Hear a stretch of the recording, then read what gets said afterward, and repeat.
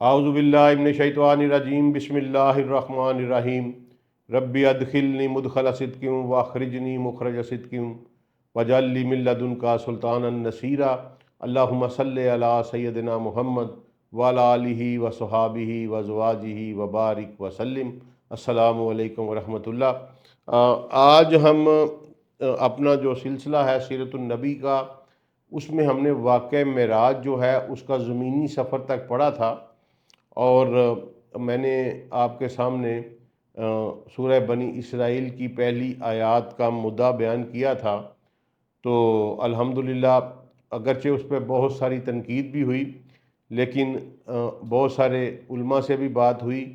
कोई बंदा भी मेरे तर्जमे को अल्हम्दुलिल्लाह अल्लाह के फजलो करम से गलत नहीं कह सका, क्योंकि वो तर्जमा कुरान पाक का है। अच्छा, उसके बाद जो दूसरा हिस्सा है मिराज का, वो रसूलुल्लाह सल्लल्लाहु अलैहि वसल्लम का ज़मीनी सफ़र से पहला हिस्सा है, और दूसरा हिस्सा ज़मीन से आसमानों का सफ़र है, यानी दूसरी कायनातों का सफ़र है। अब ये जो है ये ज़िक्र हुआ है सूरह नजम में। इसको आज हम तफसीली पढ़ेंगे, और इंशाअल्लाह अल्लाह के फजलो करम से आपको पूरी का पूरा जो जो कायनाती सेटअप है, इंशाअल्लाह मैं आपको विजुलाइज करवाऊँगा, और आप देखेंगे कि अल्लाह ताला की हिकमतें जो हैं, या अल्लाह ताला की करिश्मात और अल्लाह ताला की निशानियाँ जो हैं, वो और साइंस किस तरह को रिलेट करती है। और इसके साथ साथ फिर इंशाअल्लाह हम देखेंगे कि सिदरतुल मुंतहा क्या है, और उसको सिदरतुल मुंतहा क्यों कहा जाता है, और सिदरतुल मुंतहा पे क्या हुआ, और उफ़क़ के ऊपर क्या हुआ।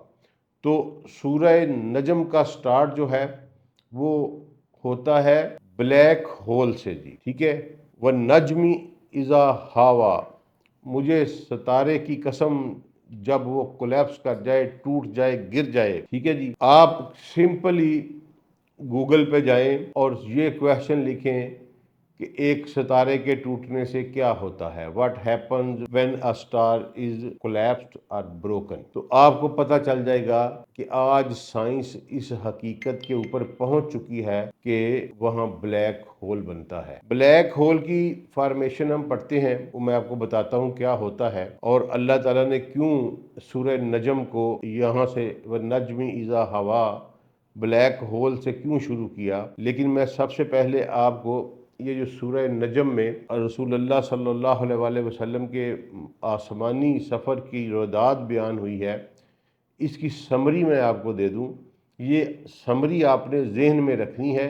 जब आप ये समरी जहन में रखेंगे तो फिर आपको सारी चीज़ें जो हैं ये खुलती चली जाएंगी। इस सूरा में रसूलुल्लाह सल्लल्लाहु अलैहि वसल्लम के साथ होने वाले दो इवेंट बयान किए गए हैं, यानी वो रोयत जो हुई रसूलुल्लाह सल्लल्लाहु अलैहि वसल्लम को, वो दीदार जो नसीब हुआ, इस पे गुफ्तगू करते हैं कि वो किसका था। लेकिन वो दो दफ़ा हुआ, ठीक है जी। पहली दफ़ा वो दीदार उस वक़्त हुआ जब दीदार करवाने वाला उफ़क़ के ऊपर था, और वो फिर हम तफसील पढ़ेंगे कि वो कैसे करीब आया। अच्छा जी, और दूसरी दफ़ा वो दीदार हुआ सिदरतुल मुंतहा के पास, जिसके साथ जन्नतुल मावा है। ये समरी है इसकी कि इसमें दो दफ़ा जो है रोयत हुई है रसूलुल्लाह सल्लल्लाहु अलैहि वसल्लम को। और एक बात जहन में रखिए कि एक जनरल यूनिवर्सल प्रिंसिपल है कि जब कोई बड़ा, बहुत बड़ा किसी छोटे के घर आता है तो उससे बड़े की इज्जत में कमी नहीं होती, बल्कि बड़े के ज़रफ़ और इज्जत में और इजाफा होता है, और छोटे की कदरों मंजिलत में बेपनाह इजाफा होता है। ये एक जनरल प्रिंसिपल है। अब दो इवेंट मैंने आपको कहा कि इस सूरा में बयान होंगे, लेकिन पहले चले हम समझते हैं कि रसूलुल्लाह सल्लल्लाहु अलैहि वसल्लम चूँकि सिदरतुल मुंतहा तक का वाक़या है इसमें, तो आप हदीस में भी पढ़ते हैं कि पहले आसमान पे, फिर दूसरे आसमान पे, फिर तीसरे, फिर चौथे पे।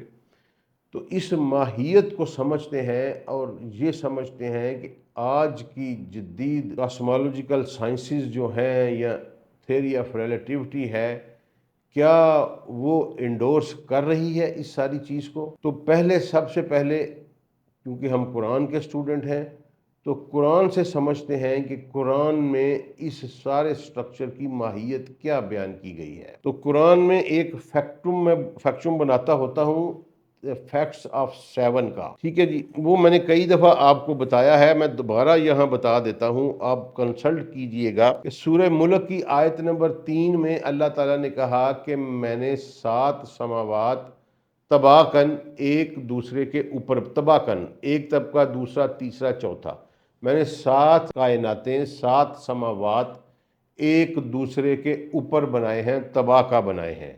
یہ سورہ ملک کی آیت نمبر 3 میں ارشاد فرمایا خالق باری تعالیٰ نے۔ اچھا جی، اس کے بعد سورہ طلاق کی آیت نمبر 12 میں اللہ تعالیٰ نے فرمایا کہ میں نے 7 سماوات بنائے ہیں اور اسی طرح کی 7 ملتی جلتی زمینیں بنائی ہیں، یعنی 7 سماوات 7 کائناتیں اور ہر کائنات میں ایک زمین آپس میں ملتی جلتی۔ یہ بیان ہوا سورہ طلاق کی آیت نمبر 12 میں۔ اس کے بعد سورہ مومنون کی آیت نمبر 17 میں بیان ہوا کہ میں نے تمہارے اوپر 7 راستے بنائے ہیں۔ یہ فیکٹم آف 7 جو میں آپ کو بیان کر رہا ہوں یہ حقائق ہیں، کیونکہ قرآن نے ان کو بیان کیا ہے کہ میں نے 7 طرائق فوقکم، میں نے تمہارے اوپر 7 راستے بنائے ہیں۔ یہ آئی سورہ مومنون میں، اور اس کے بعد سورہ نبا کی آیت نمبر 12 جس میں اللہ نے کہا کہ میں نے تمہارے اوپر 7 شداد بنائے ہیں۔ اب ہم انشاءاللہ یہ دیکھیں گے کہ یہ فیکٹم آف 7 جو ہے یہ کیسے ایگزسٹ کرتا ہے، یعنی 7 جو سماوات ہیں ان کی ماہیت طباقاً کیا ہے، جو 7 راستے ہیں وہ کیا ہیں، اور جو 7 زمینیں ہیں وہ کیا ہیں، اور جو 7 شداد ہیں وہ کیا ہیں، اور پھر سب سے آخر میں ہم ملاحظہ کریں گے کہ سدرۃ المنتہا کو سدرۃ المنتہا کیوں کہا گیا ہے، یہ کیا چیز ہے۔ اچھا جی، یہ آپ اپنے سکرین کے اوپر ایک تصویر دیکھ رہے ہیں، ٹھیک ہے جی، یہ تصویر کو ذرا غور سے دیکھیے گا، یہ ایک سما ہے، یہ ایک سما کی تصویر میں نے آپ کے سامنے پریزنٹ کی ہے۔ یہ ایک سما ہے اور اس ایک سما میں ایک زمین ہے اور اس کے اوپر سما ہے، اور اس میں بلین ٹریلین جو کچھ بھی گلیکسیز ہیں، جو کچھ سٹارز ہیں، وہ سارے کے سارے مل ملا کے یہ ایک سما بنتا ہے، اور ہماری سما کا نام اللہ نے دنیا رکھا ہوا ہے۔ باقی سماوات کے نام کیا ہیں ہمیں نہیں پتہ، لیکن ہماری یہ سمجھ لیں کہ یہ آپ کے سامنے جو آپ کو نظر آ رہی ہے اسکرین کے اوپر آپ کے، یہ ایک سما ہماری سمائے دنیا ہے، ٹھیک ہے جی۔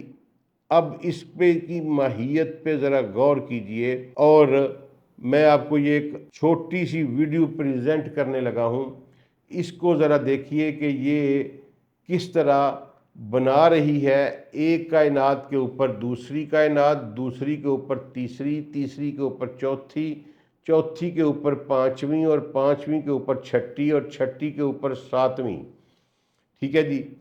یہ ویڈیو آپ ملاحظہ کریں۔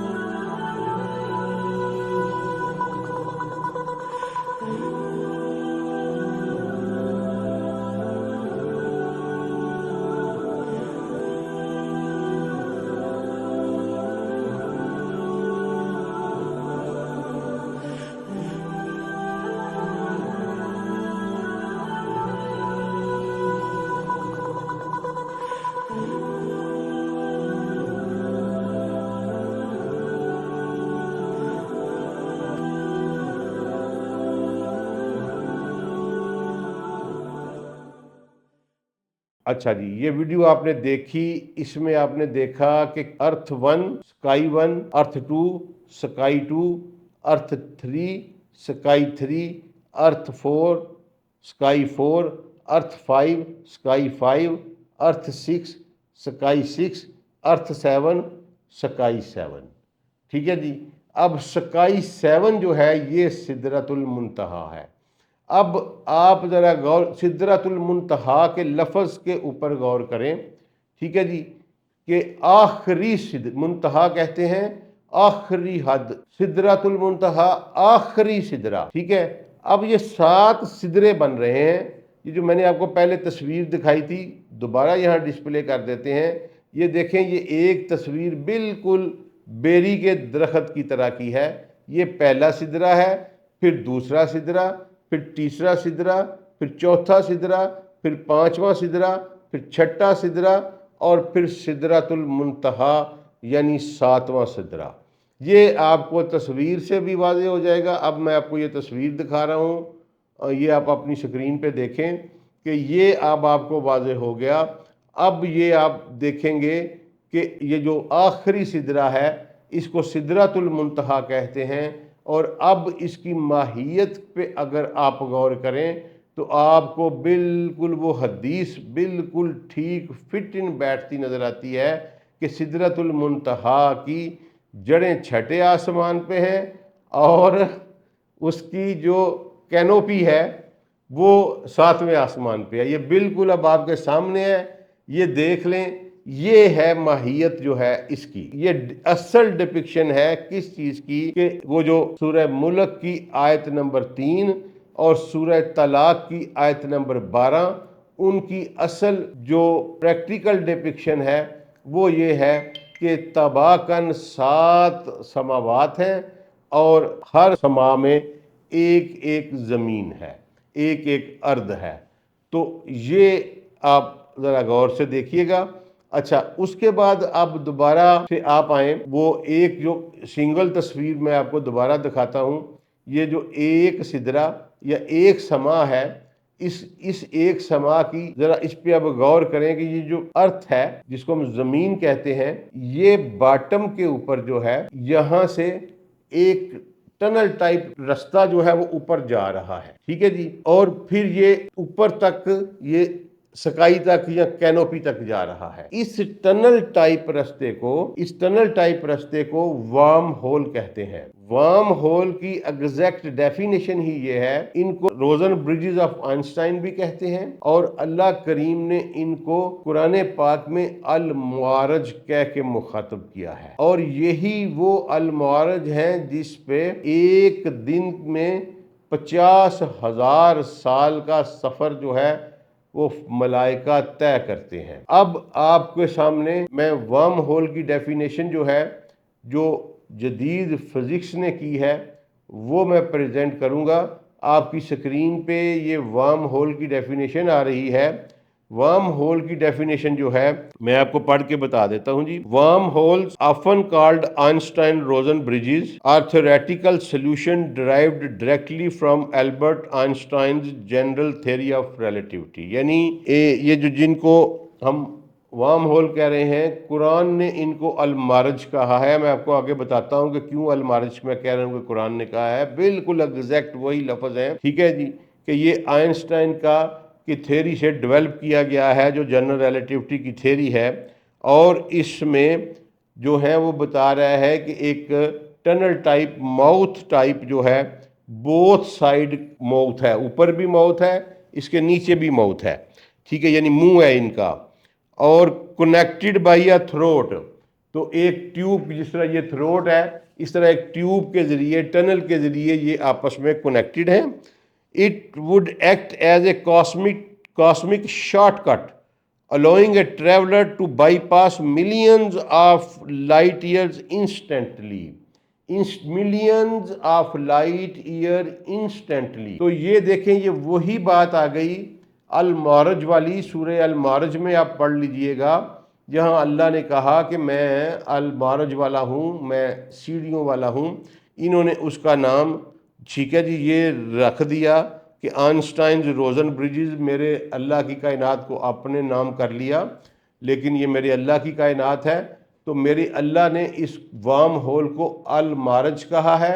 और अल मारज का काम क्या है कि شارٹ کٹ ہے allowing a traveler، ایک سفر کرنے والے کو یہ ملینز آف لائٹ ایئر کا جو سفر ہے یہ ایک لمحے میں کروا دیتی ہے، ایک انسٹنٹ میں کروا دیتا ہے یہ وارم ہول جو ہے۔